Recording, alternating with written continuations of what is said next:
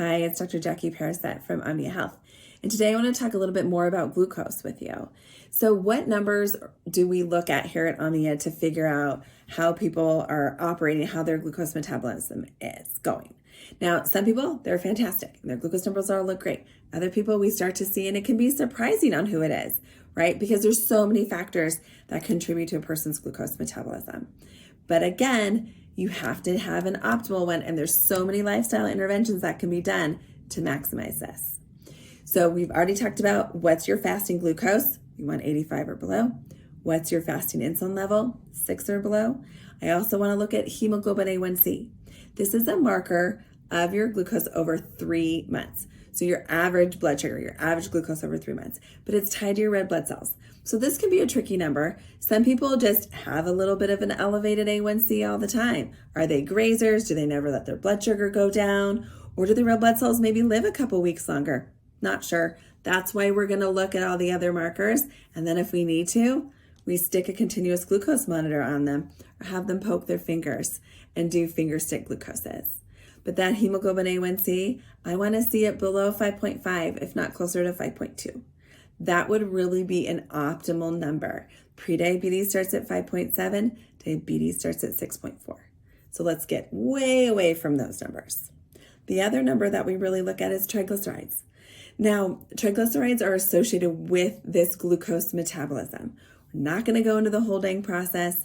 The problem is those elevated triglycerides, if they're just hanging around, where are they going? They're going in our liver, they're going in our fat, they're going places we don't want them. So it's telling me that your glucose metabolism is not going well. So a normal triglyceride is considered under 150. Optimal is definitely under 100, if not probably closer to 80. So what is your triglyceride level? The next thing I look at is uric acid. Uric acid is really getting well known for how we're using our glucose and fructose and a whole bunch of our kind of overall cellular metabolisms. So again, I look at a uric acid. It's not just about gout. This is about something different. And it's really telling us about the health of our metabolism. I want to see a baseline uric acid level definitely below 5.5. Some people even say 5.0. So those are our main markers that we look at. And I assess all of those: fasting glucose, fasting insulin, hemoglobin A1C, what's your uric acid, what's your ALT, what's your triglyceride.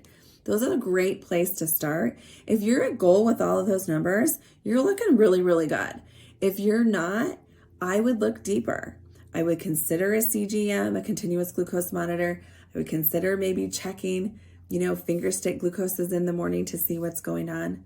But really understanding then what can you do? Nutrition, exercise, stress, all of those things, sleep, all of those things affect our glucose and our metabolisms as well.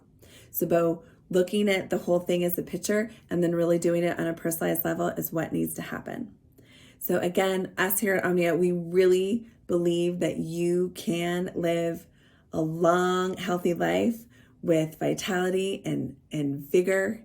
And we need to get in front of chronic diseases to be able to do that. And this is how we do it, is we look and we test, and we don't wait to be diagnosed with things. We intervene sooner. It's called prevention and personalized medicine. All right, see you soon.